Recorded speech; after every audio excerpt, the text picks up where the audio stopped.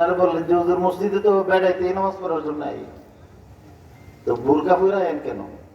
আসর নামাজের আগে উনি মাথার মধ্যে ওনার নিজের পাগড়িটা গিয়া ওই যে ব্যক্তি প্রশ্ন করছিল দেয়া দিচ্ছে, তো দেওয়ার পরে ওই লোক গাধার মতো চিৎকার শুরু করছে, এক প্রান্ত থেকে আরেক প্রান্তে চিৎকার করে, আর ওমাগো মাগো করে চিৎকার করে। কারণ কি?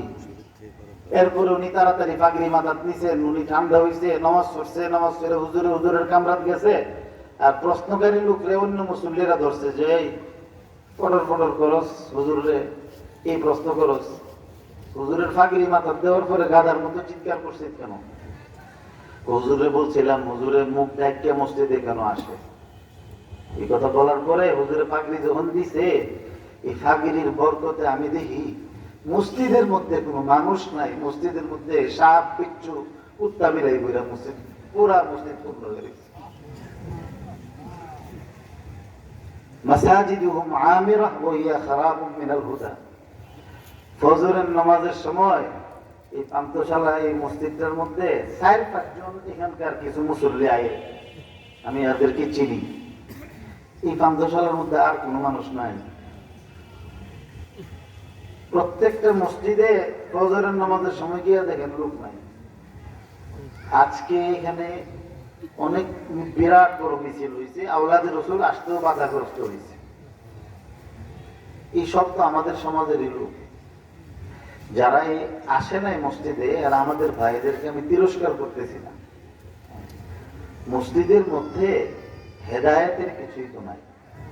উলামাউহুম শাররু মান তাহতা আদিমিস সামা।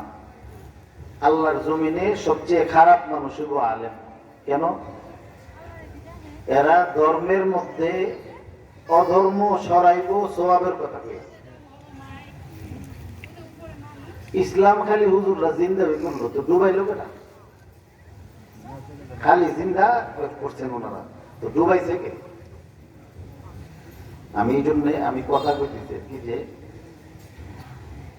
ওলামা ইকরাম, এই যে ওয়াজ মাহফিল আজকে আমাদের ছোট ভাই মাওলানা মুফতি শওকতুল্লাহ বয়ান করছেন, এর আগে আমি বলছি যে এখানের মধ্যে ঈমান আমলের কথা ছাড়া আর কোন কথা কোন যেত না। ওয়াজের মধ্যে আসলে গীবত করা হারাম, সবাই বলে যে মার সঙ্গে জিনা করার চেয়েও বড় খারাপ হলো গীবত করা। আর ওয়াজের মধ্যে এসে ওনারা মাইক দিয়ে এক হুজুর আর হুজুরের বিরুদ্ধে ইয়া করবে, গীবত করবে। তাহলে এর মানে কি? গীবত কি সমাজ থেকে আমরা সরাইতেছি, না ওয়াজের মাধ্যমে সমাজের মধ্যে গীবতটা আরো ইস্টাবলিশ করতেছি? এই জন্যে পান্থশালা মাদ্রাসা আব্বাজি এখানে আপনাদের এই সহযোগিতা, এখানকার কিছু লোক যারা দরাজ দিল, সাদা দিলের মানুষ, এরা জায়গা দিচ্ছেন আব্বাজিরে। আব্বাজি এখানে বড় আশা করে, বড় ওনার জিন্দিগির শেষ মানুষ মরণ কালে মিছা কথা কোনা, মানুষের ধোকা দেয় না।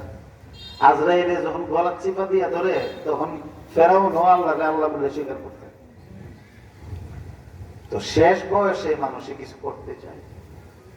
আমার আব্বাজি সারা জিন্দিগি ব্রাহ্মণবাড়িয়া কাটাইছেন, কিন্তু শেষ জীবনে ওনার সবচেয়ে আদরের কলিজার টুকরা এবং আব্বাজির মেজাজ যিনি বুঝতেন, বড় ভাই সাহেব এখানে ব্রাহ্মণবাড়িয়া থেকে পাঠাইছেন। কেন? যে এই এলাকার মাটি, এই এলাকার আলু বাতাস ওনার রক্তের মধ্যে, এই এলাকার আলু বাতাস ছিল। এই এলাকার সন্তান হিসাবে